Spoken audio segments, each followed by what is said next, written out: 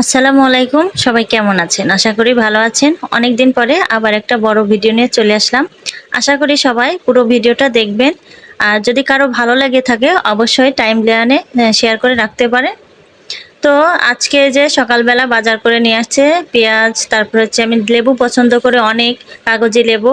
তো লেবু আনছে যেটা পাঁচহালি আছে, আর কাঁচামরিচ আনছে, মাংস, আর হচ্ছে যে চিংড়ি মাছ আনছে। আমার বাচ্চারা খুব চিংড়ি মাছ পছন্দ করে। আর ডিমও আনছে, ডিমগুলো একটু পরে রাখছিলাম আমি। এখন হচ্ছে ডিমগুলো আমি যে ফ্রিজে রেখে দিলাম, না হলে পরে আর মনে থাকবে না।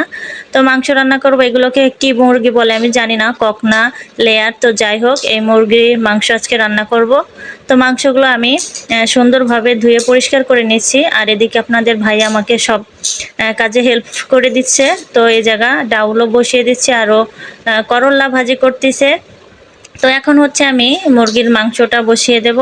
তো প্রথমে কড়াইতে তেল দিয়ে দিচ্ছি, আর তেলের সাথে যে তেজপাতা, দারচিনি, এলাচ দিয়ে দিচ্ছি, আর পেঁয়াজগুলো একটু বাদামি রঙে করে ভেজে নিলাম।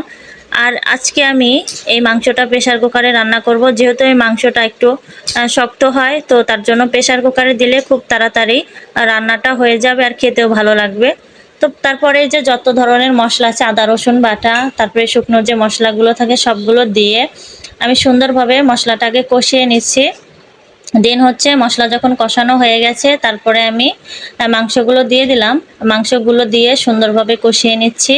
আর আগেই আমি ঢাকনাতে কিন্তু সিটিটা লাগাই নাই, কারণ এটা একবার আটকালে আর পরবর্তীতে খোলা যাবে না। তো তার জন্য সুন্দরভাবে আগে কষিয়ে নিচ্ছি মাংস। আর পাশের চুলায় হচ্ছে আমি গরম পানি বসিয়েছি, তো গরম পানি মাংসে দেব।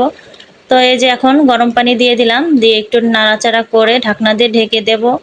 তো তারপরে আবার মনে হলো যে না, একবারে এখন আমি পানিটা দিয়ে বসিয়ে দেই।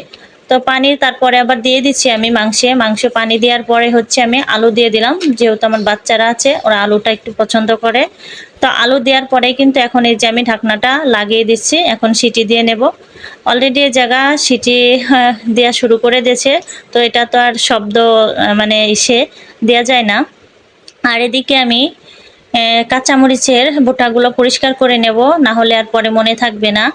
আর আলসামির জন্য পরে আর এগুলো বাছাও হবে না। তো তার জন্য এক পাশ দিয়ে আমার রান্না হচ্ছে কিন্তু, আর অন্য পাশে আমি কাঁচামরিচগুলো পরিষ্কার করে নিচ্ছি। তো কাঁচামরিচের বোটাগুলো পরিষ্কার করতেছি, আর দেখতেছি দুই ধরনের মরিচ এ জায়গা, কিছু সাদা সাদা আর কিছু একেবারে কালো কুচকুচানো মরিচ। তো এই মরিচগুলো কিন্তু অনেকটাই ঝাল হয়।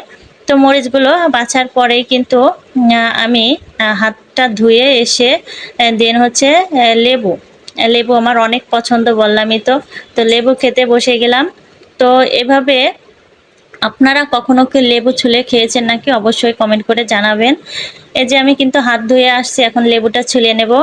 সুন্দরভাবে কমলা যেভাবে ছুলে ওইভাবে ছুলে কমলার কোয়াগুলো যেভাবে বের করে ওইভাবে বের করে লবণ দিয়ে খাবো। তো এভাবে আমরা যখন প্রাইমারি স্কুলে পড়তাম, তো আমার এক বান্ধবী ছিল, ওদের বাড়িতে লেবু গাছ ছিল গ্রামেই। তো ওদের বাড়ি ওর এক কাকা ছিল পাগল। তো আমরা যখন লেবু ছিঁড়তে যেতাম আমাদেরকে খুব দাবরানি দিত, যেহেতু উনি পাগল ছিল। তো তার জন্য বুঝতো না দেখে, কিন্তু উনি কখনো মানুষকে কখনো কোনো কিছু বলতো না, খারাপ কথা বলতো না, যে যা বলতো তাই শুনতো। কিন্তু নিজের বাড়ির কোনো কিছু আনতে গেলে পারে একটু দাবরানি দিত। তো যাই হোক, লেবু ছিলে আমার খাওয়া কিন্তু হয়ে গেছে। আপনারা কিন্তু এভাবে ছিলে খাবেন, খেয়ে দেখতে পারেন, অনেকটাই কিন্তু ভালো লাগে।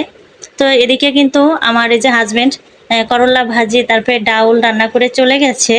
আর এদিকে যে মাংসটার এটা আমি খুলে দিছি ঢাকনার। তো এই যে মাংসর ঢাকনা খোলার পরে কিন্তু দেখি যে মাংসে অনেকটাই পানি রয়েছে। তারপরে পানিটা শুকিয়ে দুপুরবেলা খেতে বসেছি। তো এই ছিল আজকের আমার আয়োজন। সবাই ভালো থাকবেন।